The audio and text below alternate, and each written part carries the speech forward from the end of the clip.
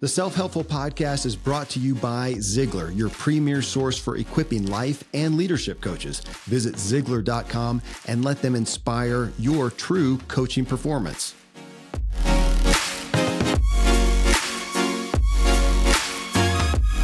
Welcome, everyone, and thanks for joining me as I talk with today's most important influencers, guides, and change makers to uncover what truly drives them and extract the big takeaway from their personal journey and their greatest wisdom. I'm your host, Kevin Miller, and this is Self-Helpful.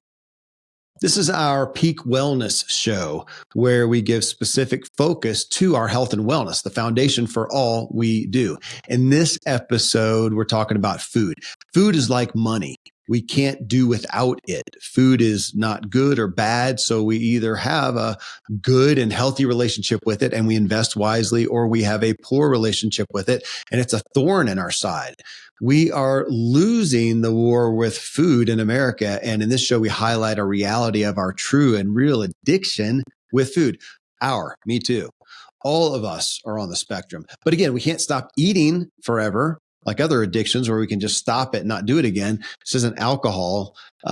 We have to keep eating. So what do? Well, first, we need to get aware of our individual issues around food and then work to manage them. And this is not a call to abstain from food or from all the foods you like. It's not a quest to take away your joy and pleasure from food. I'm not about to. I mean, food is life. And the issue, though, is whether we are in control of our food or it is in control of us. And the difference is everything. In this episode, it's meant to empower you and me to be in control and to get even more joy from our food. What we're realizing is to have health and wellness and physical and mental capacity, to have everything we desire, we must start by establishing a healthy relationship with our food.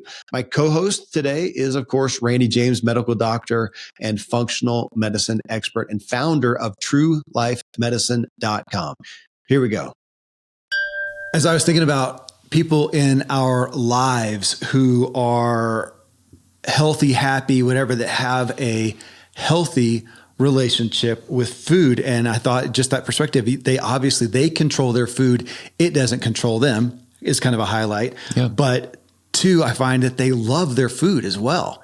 And I even wondered about that it feels like they get more joy than the person over here who's just savagely pounding whatever, tastes good in. It's not even, we know that. I mean, the more you do, it's like, forgive me, but sex every day, twice a day. There's not really anybody. It kind of like, no, I need a break. Well, right. And that's why when you bring up that subject, we think, oh yeah, when we're on vacation or you're on a trip or a honeymoon or a special weekend or whatever, that's precisely it. It sets it apart. Yeah. As special. Yeah. You've got a different relationship with it. And we're at a point though, where we treat every meal where, like sex, just pound in it. And it made me think of our office mates here, Allison and Stefan Roy. And I thought I'd give them a call out. They've got a YouTube channel called Catch Dinner. Catch in Dinner. And these folks live to eat. Yeah, they live to kill what they eat, then they eat it. They do, but you think about the process, and none of us, or few of us, are going to do that. But they just got back from Florida, and they went pig hunting, and killed a big pig, and then they put it on YouTube and show here's the hunt, and it's all exciting, and then here's us. I don't know if they show the cleaning or whatever, but then here's the meal and the recipe they made, and they sit and eat it, and they love food. And from what I've seen, I don't know that they abstain much. I think they eat well most of the time.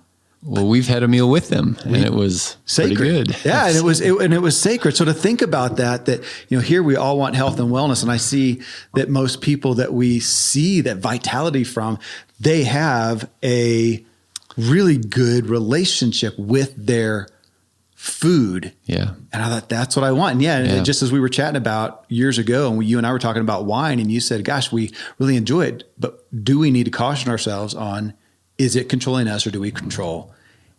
Right. It? And the concept, and I love the word that you brought out with relationship, the relationship that we have with nearly anything, but I'm glad you love that because I got that from you. People don't walk around talking about my relationship with a hamburger. Yeah. My relationship with a radish. Or with, now maybe a little bit more with sugar or emotional, the famous emotional eating kind of things. Comfort food, whatever, food. There's a little bit of a relational quality there, but we don't have a relationship with lunch. I mean, typically we don't. And so that's kind of what we're doing, is calling this up. Yes. Elevate. Well, we're back to elevating our appetites. Yeah. Because you say that. And I think if somebody asked me, I'd say, I do have a relationship with lunch. Generally, you and I think you and I do now. We can describe it. I didn't, though. My relationship with lunch. Well, no, I just did it because we're doing this, it's a hectic schedule. And so I wanted to eat. Didn't have to. I wanted to. And I sat here and did it while I was working. There was no relationship with it. I was just stuffing my face. Oh, wait a minute. So you ate, yeah, but I couldn't, so that we could record over noon. Yeah, sorry. Generally, though, our relationship is we go sit out there on the deck. So we say this a lot. Check out the view. Take a deep breath. Right. See, I was anticipating. I put mine in the fridge for tomorrow's lunch. You're skipping it? Lunch? Yeah. Yeah. Yeah. I'm spending it with you. I have spent 3 weeks in Florida imbibing with food. I'm going to have to come off your high. Oh my gosh, my appetite is at an all-time high. So, but if we look at this and look at, when we say the word food addiction, I think the first thing you think of is, like an eating disorder. Mm-hmm. Which we all know of. I'm acutely aware. That's what my wife dealt with coming out of professional dancing and whatever. So anorexia and bulimia, we think about that. But if we look at food, that's what I'm enamored with. It is something we cannot give up. Mm-hmm. And so, don't you think people think more on the food addiction side as obesity, as I'm concerned that we don't anymore because we've normalized it here in America. Yes. And so that now that's just, again, people look at it and go, well, Randy, you're lucky. Look, you eat and look at Must you. Must be your genes. Yeah. Yeah. Or whatever. And okay. So no, I want to come to that. But if we look at, food, food is, I just am always enamored with you talking about our friend. And you said, how did you phrase it to Steve about what his thoughts were on fasting or something? Right. So here's an individual and we're saying, hey, let's explore fasting. And he needed to do that. So he got through a day and the plan had been 2 days.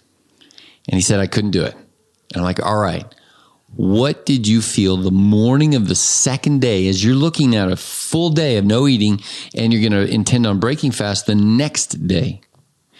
And his words were sheer terror. Which just got me. That's like, oh, wow. Because I think annoyance, I'm perturbed.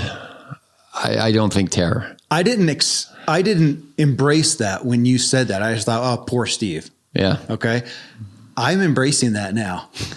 After our months of fasting, of prolonged fasting, 84 hours. I get it. And I just thought back to that.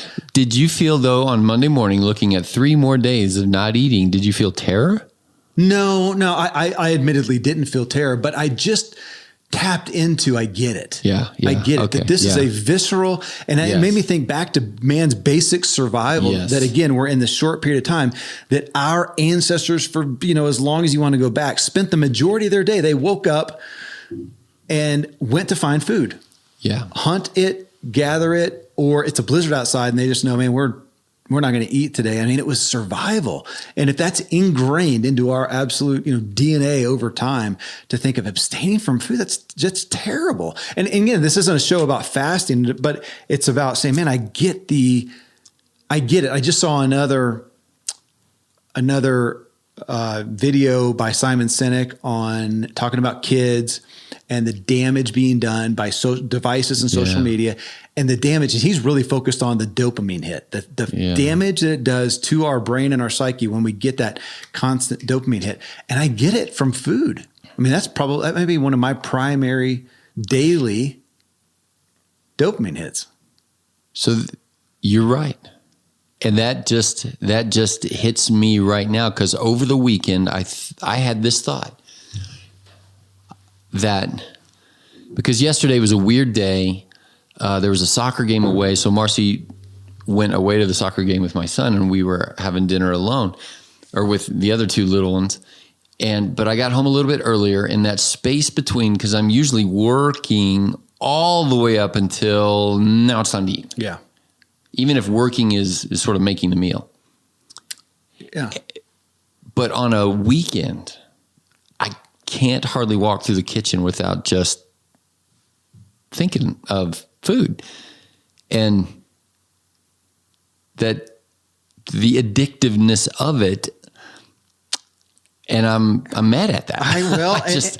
It's there. And I mean, if you look and that I am looking forward to that, but we don't think about it that way. I'm not saying, I'd like a dopamine hit. Let me just go grab something.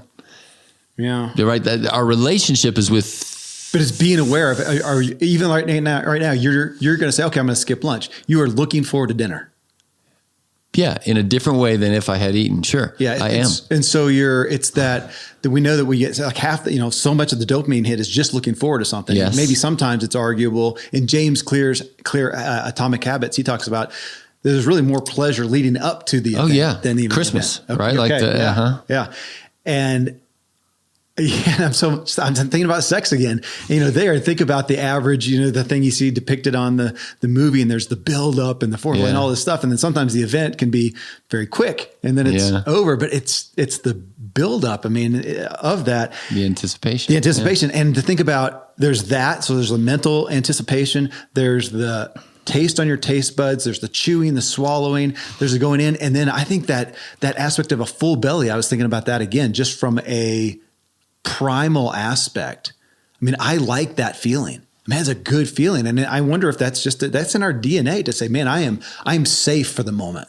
I think so. I was just getting ready to go there, that not only are you safe, but you are sort of, I am man. Like the Tom Hanks, I Have Made Fire, whatever movie that was. Conquered, safe, yeah. And the fire's going to run out. You're going to have to do it again tomorrow. There's going to be another whatever. But in the moment right now, it's the deep breath. Gosh, it's interesting. And this is going to sound sexist, but if we look back over the span of time, right or wrong, and gender roles, that we're all going to feel safe. A man might feel in control. Yeah, I was going to say conquering, but just confident, and a woman might feel provided for. Yeah. And if we go back to the caveman days, and she has a baby that she's nursing, she can't go out and do it. And so she feels safe and provided for. And again, so we're just looking at the span of time of that. And again, just a primal aspect. It makes sense. I think that's what I'm cueing into. It makes sense that, man, this is, rather than primal, I would call it, I think you're saying it's basic. Primitive. Okay. Core. Okay, core. Yeah. Yeah. To want food, to want to enjoy it, to want enough, to want plenty. And okay, so can I hit on addiction? Yeah. Because I was just in America, or in the modern world, it leads to addiction because it's there. It's there. I mean, one of my favorite habits is grocery shopping. I really do. I mean, it's like at the end of the week, man, you got your paycheck, which is stupid for us because we don't get a weekly paycheck. But it's like, man, this is my celebration for a hard earned. I'm going to go buy exactly what I want to eat, and I'll think about it, man. This is Saturday night we're doing pizza. Sunday we're doing. I'm going to make lasagna, whatever it is. And taking, again, all these good things and joys, but when do they come over into an addiction? Because when we look at the stats that I know we're always talking about, that doesn't make any of us happy to address, that we are the statistics of ill health in America, worldwide, but especially in America, are horrific. Right. It's horrific. Climbing. It's bad. We're obese. We can't. I just got back from Florida, and God love everybody in Florida, but I am not used to seeing so many obese people. Maybe it was just a specific area I was in, but it was just evident. It was evident. So top addictions, real quick. This is the 10 most common addictions in the U.S. from the Addiction Center. Tobacco.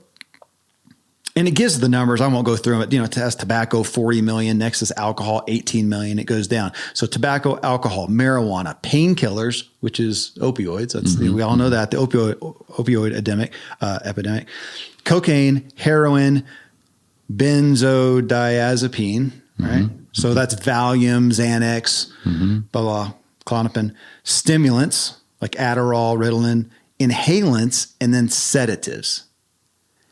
And if we look at those, and this would be the study, is to say, well, how are the deaths related to those? And then what are the deaths related to obesity and the chronic illnesses from those, like heart disease, like diabetes, whatever. And I would say food is far more detrimental. And yet, if we looked at this and say you had a buddy who was a cocaine addict or a kid or whatever, you wouldn't come along and go, probably be good if you could, just get a little control, just lessen it a little bit, maybe just curb your appetite a little bit, try to keep the white stuff off your nose. It looks bad to people, whatever. I know it's laughable. And yet we're over here with people who are being incapacitated by food, and we don't say anything, and we don't look at it as an addiction. So you ready? Here's the 8 common symptoms of food addiction. This is from Healthline. 1, getting cravings despite feeling full. I've had that. Eating much more than intended. Yep. Strike 2 for me. 3, eating until feeling excessively stuffed. Yep. Feeling guilty afterward, but doing it again soon. Thanksgiving is what it used to be. Now it's, are these people living with me? Every weekend. I know. 5, making up excuses. And I thought about that, making up excuses. And I'm not here to offend people, but even I feel like we've gotten that thing of, we ate 4 hours ago. Oh man, I think I got some blood sugar stuff happening. I need to eat. I need some M&Ms or something. I need a pick me up. I need to get fast food because I don't have enough time. Yeah. I won't go there. Okay. 6, repeated failures at setting rules, limiting. I mean, that's all of us. We laugh at that.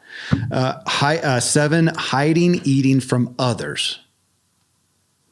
I do that for my kids just because I don't want them to eat my food that I've got stashed, but I don't. We have the adult shelf in our pantry. It's a rule. And that's where my chocolate is. Yeah, I do too. It is literally the top shelf. Top shelf. Yeah. I have to stand and reach high to get it. 8, unable to quit despite physical problems. I mean, you got patients that are acutely dealing with that now. Sure. I got me. Well, right? I got me. Yeah. Okay. So there we are. And it goes on. So it qualifies that. It says the criteria for substance dependence includes many of the symptoms above. They fit in with medical definitions of addiction. If you have repeatedly tried to quit eating or cut back on your consumption of junk food but can't, it could be an indicator of food addiction. This is one of those places where I'd say we're all on the spectrum. Yeah, absolutely. And we just, I'm so glad we're doing the show because culturally, this is not it's not a topic that's out there. And meanwhile, we just keep going to the next meal. I was thinking about survival. Okay. So critical life support. What do? If you are wrecked and can't do anything, you're going to go into the hospital. They're going to make sure that you breathe, that you have fluids, water, that you sleep. And you've got to take some nutrients, input, some food. You've got to eat, and you got to urinate and defecate. And that's pretty much covered it. You can live for months in a bed, unconscious, doing those things. So here we are saying, hey, one of those looks to be our greatest addiction, and you cannot stop it. Everything else we can stop. We'll go back up. We can stop tobacco, alcohol, marijuana, painkillers, cocaine, heroin, benzo, whatever that is, stimulants, inhalants, sedatives. I mean, those are not critical for life. And here's food. And even though we talk about prolonged fasting and stuff like that, you still have to come back to eat. You're going to die. Yeah. You have to eat. And so here we are. It is unique. We have to drink, let's call it nutrition. So water is a part of eating, but it's about, we don't have to exercise or we die, right? We'll be less well for sure. We don't have to be in a relationship with other people. Like in solitary confinement, you're less well, but you won't die. What else is there that is like this? Nothing. Where our poison is required. Is absolutely required within, for most of us, let's say 5, 6, 7 days, certainly 40 days and certainly longer than that, you're starving to death and you have to eat. What else is like that? And then we literally have, and I don't know how to define this. We have so much joy and social connection and celebration. And from a faith-based spiritual standpoint would say, I think it was intended for that. Going back to sex, sex was intended not just for like the Quakers who don't exist because they didn't believe in sex. It wasn't created just for procreation. It was created for joy, the sunset was created for joy. These mountains, I've just been 3 weeks at the ocean. And I think, man, that was created for my joy. I think food was created for joy. So now it's beyond just, eating, sleeping and defecating. It's joy. So we've got that in there too. And yet, how do we manage it? And then it's like Dave Ramsey with money. I remember as a kid going through his stuff, money's like a brick. Build an orphanage with it or throw it through somebody's window. Yeah. How do we manage it? We got to have it. Got to deal with it. Yeah. Here's food. How do we manage it? How do we manage it? Here's sex. Here's a sunset. Here's travel. Here's all of these things. How are we going to manage it? But the one, if we compare money and sex, then food is in your face multiple times a day. We can't get away from it. I mean, not really, unless you go climbing a hole. Well, it takes effort. Really, as we've been exploring with fasting, it takes tremendous effort. Yeah. So it's in your face all the time. And now we're back to, like that brick, what is your relationship with food? Yeah. Because culturally, we are out of control. Well, it's obvious. I mean, that's not our, I feel like sometimes I feel like I got to defend our stance on this, but man, we're just looking at the stats, and not just your patients. I mean, anybody, if you want to go to the CDC, Centers for Disease Control, and look at the stats on all these things. But I don't think we have to. Most people are dealing with it. They even say, like we quoted in our whatever show that was, 80% of these are directly related to lifestyle. Yeah. To the way that you live, and such a big part of that is the way that you eat and spend your food. Spend your food. Yeah. And most people are listening have something, they're dissatisfied in some way with their current level of health, whether that's how they feel or what they see in the mirror, weight, or whatever. Yeah. But very few people who say, no, I'm totally good. They have We're all on the spectrum. We could all be a little bit weller. So what is that relationship with food? How do we, then that would be the takeaway. How do we get a good relationship with food? And my thought was, first, this is what I'm going for here. Step one is just to understand what we're dealing with. Yeah. Awareness, like we talk about all the time. Yeah. Yeah. Understand, just like we're saying, no, there's a battle going on, or there's there's friction. Yeah. Where is it coming from? So that's number one. And then to figure out ourselves, our own issues. What are Kevin's temptations? Because I am not tempted by fast food. Zero. Right. Totally off the table. Right. I'm not tempted by processed food. Mine's different. I'm tempted by, what am I? I'm tempted by alcohol for sure. Yeah. Which to me, and I know that they do pull. That was one of. I mean, that was number two. Yeah. Yeah. That they set that up, but to me, it's, I don't know. I mean, it's still a food. It's different than, I don't know. It is to me. Maybe that's not fair. I mean, shooting up with cocaine or sniffing cocaine or shooting up with heroin or smoking. Well, this is going to be the nuance, because everybody hearing this is on the spectrum of addiction. Yeah. Okay. And you've also, in the popular press, you've seen reports about how they say food addiction, it hits the same centers in the brain as cocaine. Yeah. And it is stronger, or as strong or stronger than a cocaine addiction, and nicotine is one way up there high too. I was so surprised that that's still number one. Do you know anybody who smokes? I don't know. We're in a blue zone. I know we're up here and it's not that common, but man, even in Florida, maybe that was a blue zone for that. I didn't see a lot of smoking. I was just surprised, man. I don't know who's smoking, but apparently a lot. Smoke. No, now we've got vaping, don't we?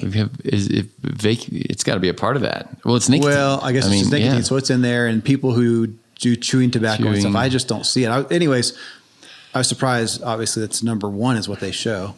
But we have said in the show before too, what's the number one addiction in the world? And I would say sugar or carb. Yeah. That the overabundance, the overindulgence, we just put it in and we don't need it, and it's there. And even at the next meal, we don't need it. And I love how your daughter said, well, I've proven that I don't need to eat as much as I do. Mm-hmm. Right. And it's like, okay, well, now are you going to go and eat every 2 days like you probably would be okay with? No. But that's Eliza. She produces our shows, and she's been real open about that. She's actually dealing just with disappointment in realizing her own issues with food, that the prolonged fasting brought up the reality that she does not need the food. She's not I'm with her. Yeah. Like that, rather than feeling inspired by the fact that I can get by or thrive on eating every other day, it's like, well, that's a pain in my rear. Yeah, I am more satiated with food over the past 3 weeks of my imbibing. And today, I don't remember a time. And you couldn't even make it past lunch. I felt ravenous. And I'm thinking, I know that there's no physiological reason because I haven't done a whole lot of physical activity in the past 48 hours. I've eaten plenty. There's no need. And I know I am perfectly capable of not eating for many days. And yet I felt it. Right. And I'm thinking, You know, since we did our big fasting in January, February, March, I'm a little irritated with the fact that now at lunch, even with a normal sized lunch, I'm uncomfortably full. Yeah. And it's irritating. Yeah. And then I have the feeling of, well, darn, I ate. I'm looking less forward to dinner. I hope I'm hungry by dinner. So that's so funny. But I grew up eating 3 squares a day in snacks. So how did... And a lot of food. Being in Florida, we went out to eat a lot.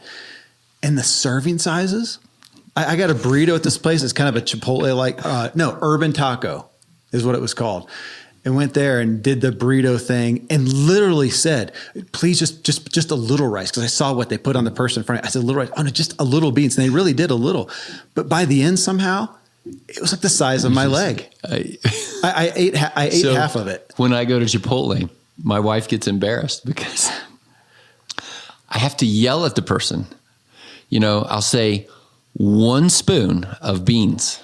Yeah. And they'll do that heap and honking, and I'll be like, and Marcy's just like, oh, stop. And the lady's like, what? And because it'll be one spoon of beans, 1 spoon of rice, and 1 of chicken, which are the biggest part of what, a little bit of vegetables. And I'm like, no. 3 or 4 of those spoons, please. Yeah.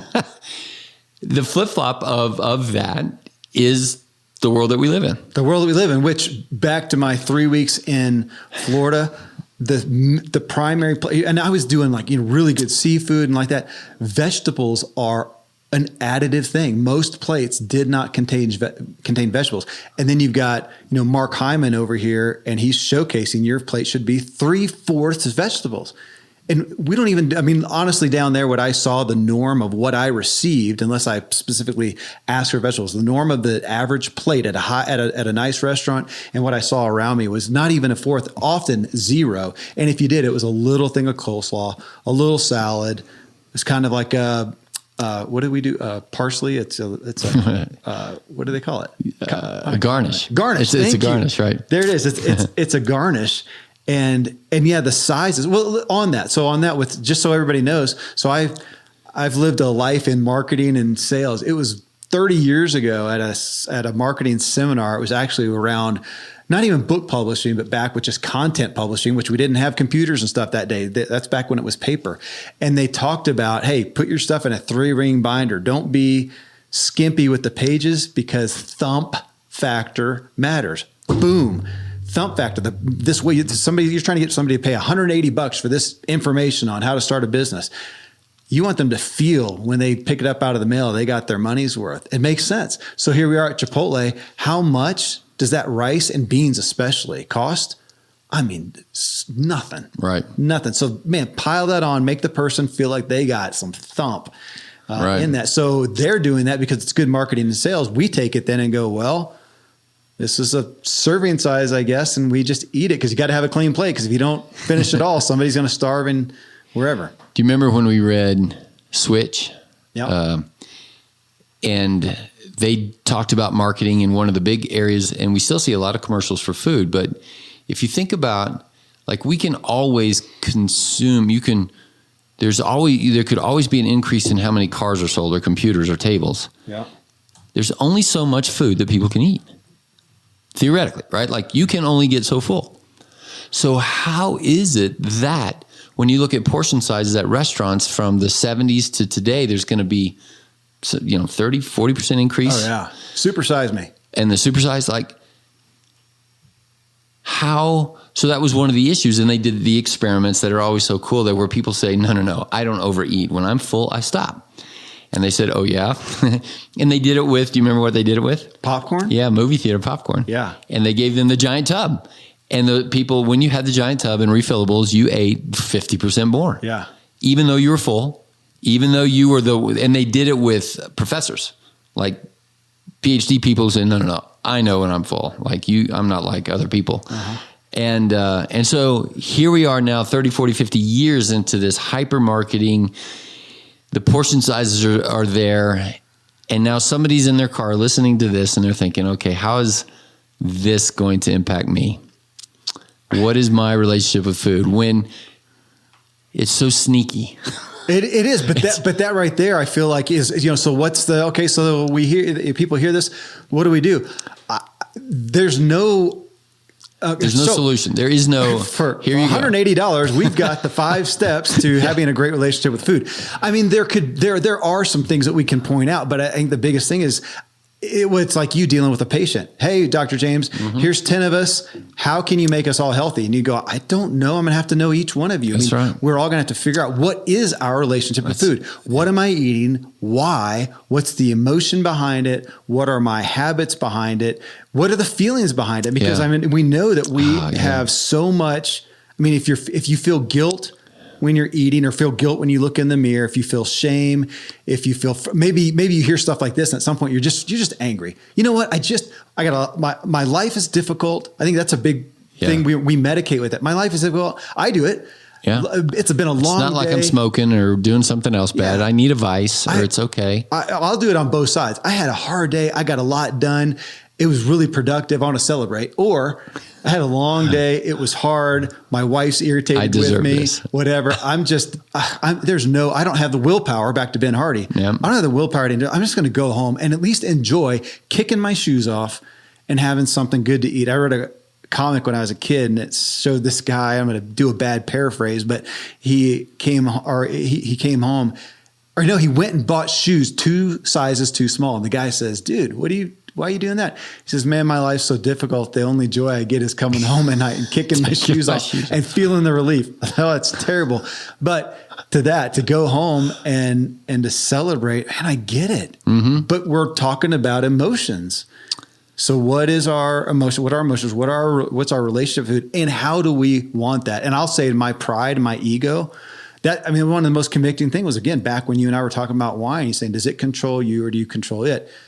It pisses me off. My ego, my pride. I don't want anything to control me. I don't want the policeman's radar to control me and the speed limit. And I don't want my food to control me. No, I want to be in control. I want to enjoy it and have pleasure in it. Yeah. I don't want to deprive myself. But man, I don't want control. I don't want it to have control. That's shame. I feel ashamed of that. I don't know. I'm conflicted. I don't know. I think we're all on the spectrum of all of these feelings. Like, I have known that feeling. I will be in control of this. And if I'm not, there is some shame and about, I didn't need that third dessert, whatever it is. I am full. Like when you mentioned the addiction things, I'm frustrated at the fact that I can't eat when I am full. Does that mean I've lost control? Do I just want another one over there? So I felt that. And it's fasting has been the thing that's been the window into my relationship with food, the most powerful uncovering of that. And we've talked before about why don't we have the 5 steps to your relationship with food, and the fact that I would say this so differently to each individual person, including myself. And I'm at a place now, and I think it's partly because we're raising teenagers and questioning the gray and the black and the white of what is my relationship with food. And on one hand, I get down on it, like, because of whatever reasons, but on the other hand, I don't crave fast food either. That's not a thing I'm going to have to break or whatever. And somebody else out there is thinking that, and we're all on the spectrum, and we can all be a little bit better. So even today has been helpful for me to be, okay, what is my awareness of my relationship? That's the thing. Cause I'm looking at, if we look back at those addictions, tobacco, alcohol, marijuana, painkillers, when we think about what's the addiction with those, we're great. I'm sorry. Relationship with those. And that's like having a relationship with the mafia, with gangsters or something like that. We put that down. And yet we would say we wouldn't say, the stats would show that, those are harming people far less then this other thing that we have a relationship with, but the relationship isn't by proxy bad. It's up to us. Part of that relationship is very, very good. Yeah. Well, maybe the best comparison then is money. Okay. Yeah. Nobody says, I do not want any money. And to that degree, maybe that's it. Maybe that's the analogy. Because can we do without money? I mean, not really. Well, right. You get it from somebody else. If somebody else feeds you, you're using their money. Yeah, so yes, you cannot do without money. If you went or exchange in value of some way. Pretty much. Even back I read Little House on the Prairie recently with, some of the kids, and they're pretty self-sufficient, but every month Pa would go into town because there were still things that they didn't have sugar. They weren't growing sugar cane, nails. Exactly. Nails, cloth, because, to have a loom cotton, and do that was different. So they had these things that they couldn't. So money, bartering whatever your resources or something, we have to deal with. And we know that relationship. You have a good or bad, maybe that's the best comparison. You have a relationship with money. Is it good or bad? Are you scarcity or abundance mindset? Are you generous? Are you a hoarder? This jives in with our friend Patrick. And I don't know if you and he had those conversations, but he and I have had this conversation. He's a financial planner guy. And the dovetail of the way he talks about financial wealth, and he calls it wealth, WELLTH, like wealth management, down that pathway, because your finances is a part of your physical well-being too. Right.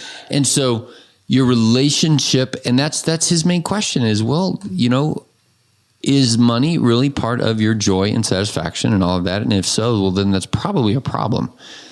And you'll never have enough. And there's always so I agree with your analogy there, and your relationship with, how do you budget? How do you spend? Well, I thought you were going to say stewardship.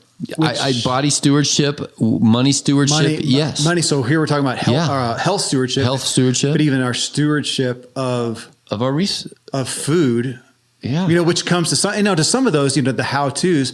I do recommend, I talk about it constantly, Ben Hardy, his book, Willpower Doesn't Work, because part of my stewardship is not buying the more harmful foods that are to be at home at the end of the day when I'm celebrating, lamenting, whatever, and I'm ready to medicate.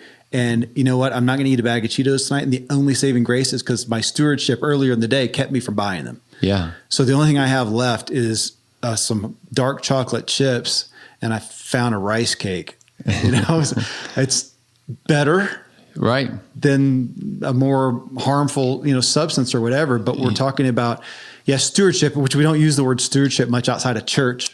Right. It's a churchy word. And if you Google stewardship of the body, you find nothing.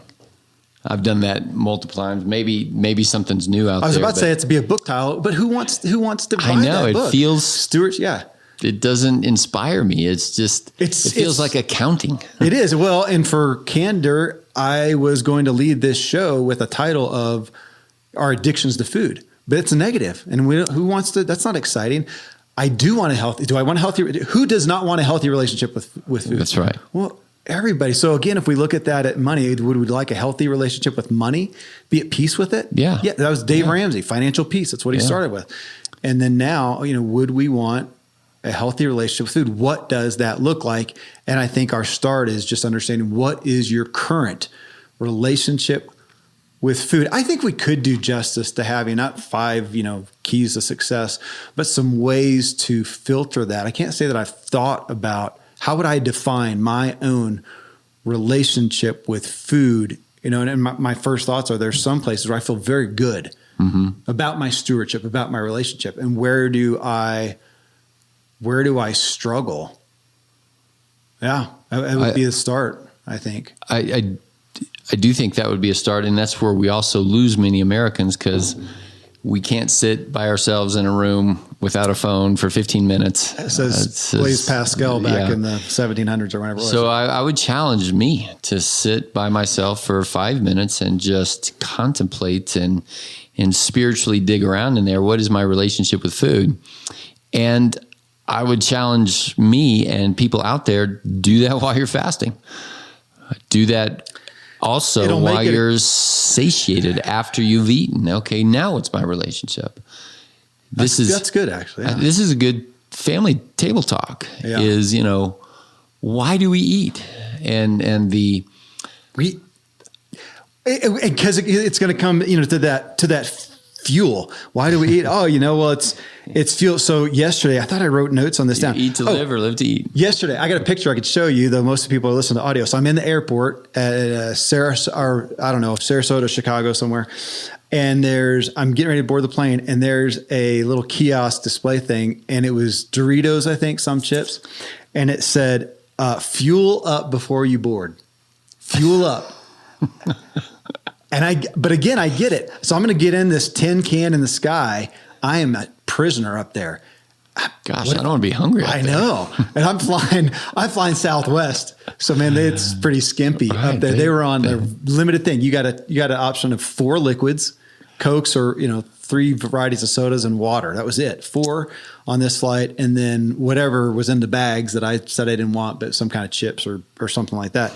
So I better fuel up, because everybody boarding is probably going to be in dire straits if they go for 1 to 4 hours, which is going to be the average flight time. Probably the average is 2 if they go that long without food. While they're sitting down, not moving. Yeah. And probably haven't been doing much all day, because like me, you drove to the airport, you planes, trains. You probably ate on the way to the airport. I did. I had that burrito as big as my head before that. Ultimately, that I ate half. Then 2 hours later, I ate the rest, because you can't not eat it, but fuel up with this absolute. As if you need fuel, right? As if it is fuel. Exactly. So there's Michael Pollan on food rules. It's not even qualified food. And I still love the Snickers commercial. What was it? Yeah, what was it? You're not you when you're hungry. You're not you. And, so Kevin turns into a raging monster or a whining baby. You're hangry. And Snickers prevents that. But, I want to come in. Again, we're talking about the relationship. And just because Randy James has the awareness, advocacy, and the ability to fast, you can still do that with an unhealthy relationship. You can use that as an eating disorder. Well, that's anorexia. Yeah, so you can do that, and it's your addiction to trying to control still an unhealthy relationship. That's right. Because I feel like I can still, if my ultimate choice is I want to eat what I want to eat, which is not bad foods, but I want to eat lots of it, and I'm going to have dairy and fat and stuff with it, whatever. And so I would rather just go exercise for a couple hours a day. That was the classic athletic training. Is you do that, and then you don't feel guilt for it, because you burned 5,000 calories, so we can eat what we want to. Right. That's still my propensity, and it's not a healthy one. I'm still justifying a reason to steward. It's a unhealthy stewardship, right? To earn, right? You earned your Frappuccino. Yeah, right.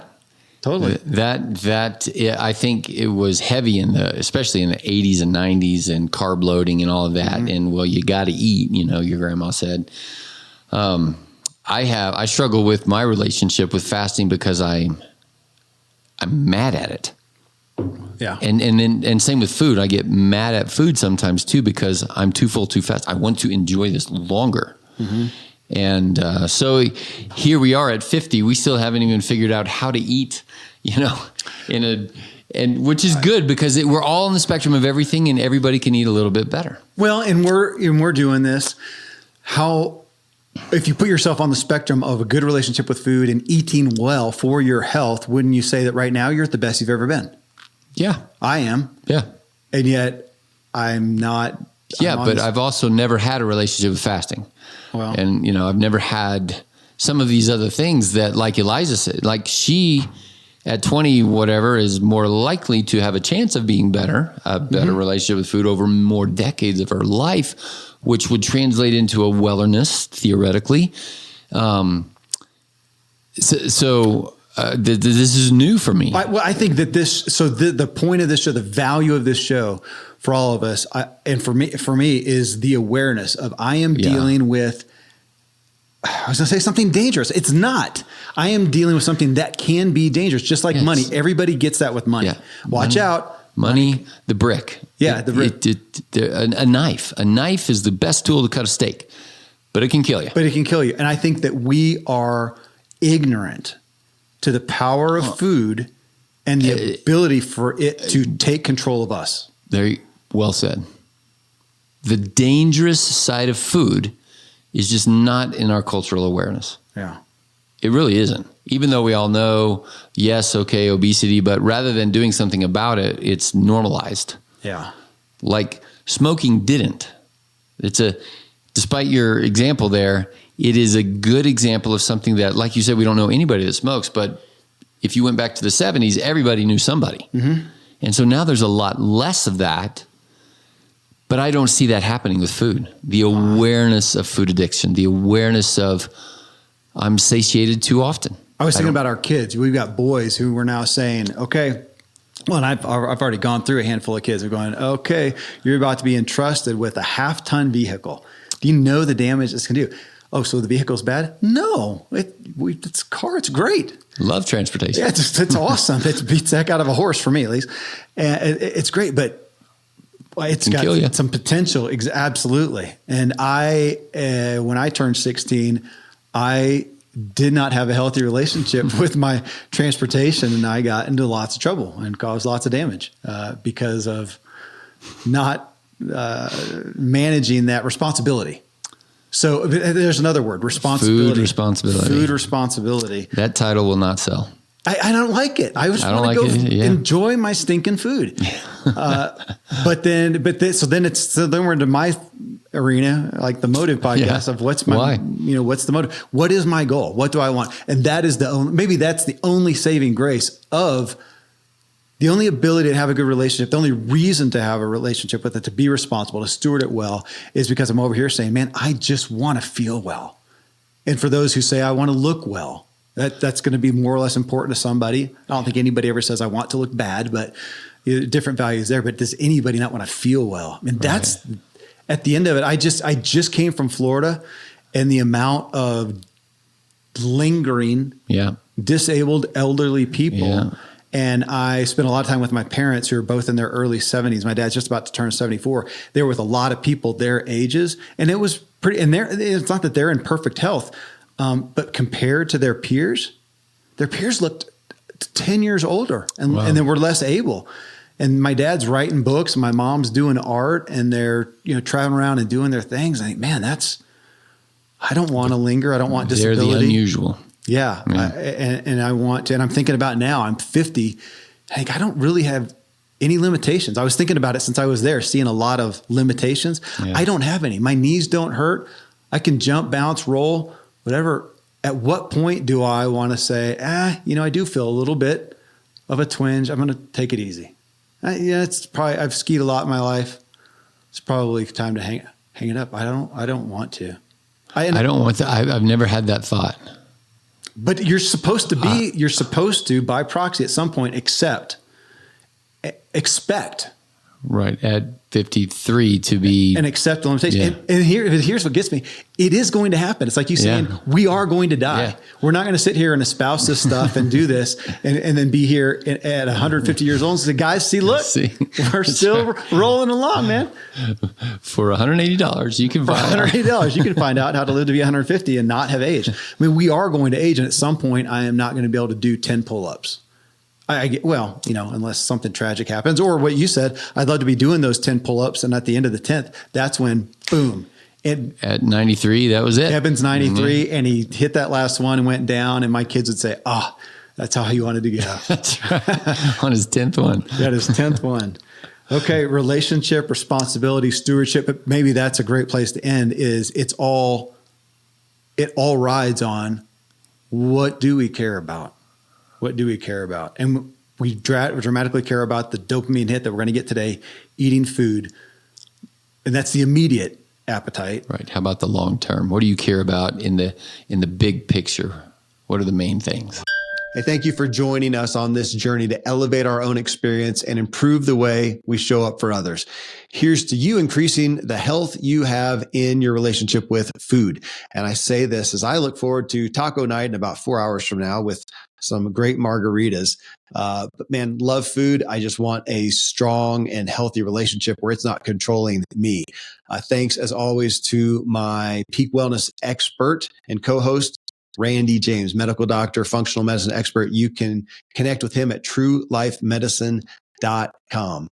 If you appreciate this podcast and want to share it with others, please do so and rate it. Give us a rating on Spotify. Leave us a rating and a review would be awesome on Apple Podcasts. You can subscribe on YouTube to watch the full episodes of all of these shows. And you can find me, you can find us on YouTube and social media anywhere at Kevin Miller CO. We're putting a lot of clips up these days that a lot of people are sharing. We got tens of thousands of people watching these reels and getting great clips that they can share with other people, or it may just show you a show that you want to tune into. And if you want to learn how to master your own inner drive, get my book, What Drives You. You can find it on Amazon in any format. Until next time, stay driven.